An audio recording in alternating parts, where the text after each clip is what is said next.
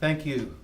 My name is Sam Johnston. I'm an environmental attorney, and I've been working with Friends of Buckingham on the compressor station issue in Buckingham. So thank you for the opportunity to testify before you today. I'm going to speak about an urgent issue of public health which has received way too little attention, and that is the issue of low-frequency noise that is generated by methane gas pipelines, compressor stations. Now, all compressor stations produce low-frequency noise, which has a clear record of causing serious human health hazards. For example, low-frequency noise, also known as LFN, has been found to cause what is now known as Vibroacoustic disease, which in turn can lead to serious conditions from cardiovascular symptoms to decreased cognitive skills to ruptured eardrums. Vibroacoustic disease has been described as a whole-body systemic pathology marked by depressions, increased irritability, and aggressiveness, a tendency for isolation, and decreased cognitive skills, among other symptoms, and I'll get back to some of those symptoms later. A substantial part of my law practice involves reviewing environmental impact statements, and I can tell you that the one for this project, in my opinion, is a complete joke. I mean, I've seen a lot of them, and this one, stands out in my mind as being especially lame. And in reviewing this environmental impact statement for the Atlantic Coast Pipeline, I found that FERC virtually ignored the impacts of low-frequency noise and completely omitted any mention of vibroacoustic disease. So I wrote a letter to FERC raising these deficiencies in the draft EIS, only of course to find that the final EIS, released by FERC after public comment, preserved without any changes this legally deficient analysis of low-frequency noise. Now, it's important to note that this is not a new problem. Gas turbines and compressors have been around for decades.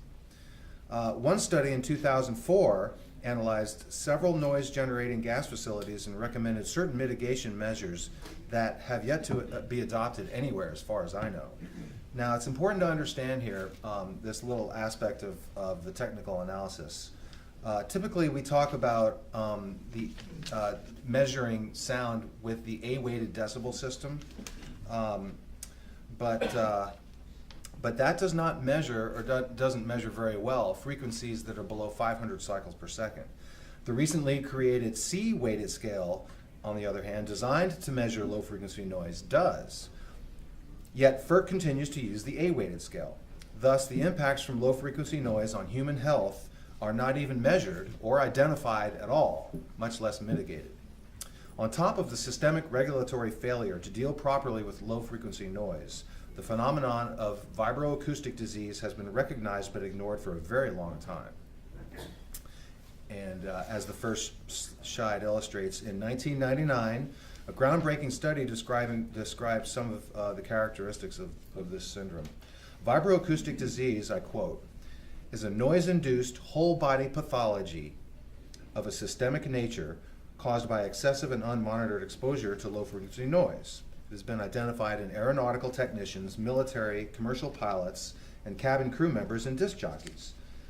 Vibroacoustic disease evolves over long-term noise exposure in years and can lead to severe medical conditions such as cardiac infarcts, stroke, cancer, epilepsy, rage reactions, and suicide.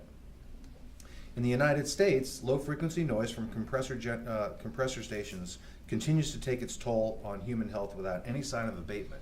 If we could have the next slide, please. In May of 2014, the Fort Worth Weekly in Texas published an article about Charles Morgan, a civil engineer and military veteran whose extensive suffering led him to challenge the proliferation of gas infrastructure. Charles Morgan has done perhaps more research into these issues than any other person in the United States. The Buckingham compressor station would have a combined 53,518 ISO horsepower rating. Mr. Morgan stated to me in a personal communication that he was shocked at this and that no one would be able to live within at least 5 miles of such a compressor station. Mr. Morgan wrote a letter to the FERC regarding the Buckingham substation, and he states as follows: people all over the United States are complaining about compressor station noise. After speaking at the National Frack Attack Conference in 2013, et cetera, he received emails from across the country requesting help: New York, Ohio, Connecticut, Idaho, Pennsylvania. Last year, I was contacted by people in New Brunswick, Canada, requesting help.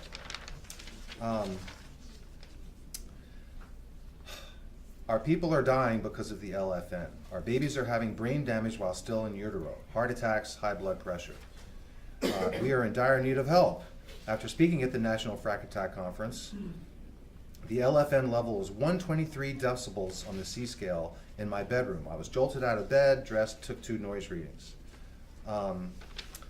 Now, I also wanted to mention very quickly that Mr. Morgan was severely injured from a 13,000 horsepower compressor station.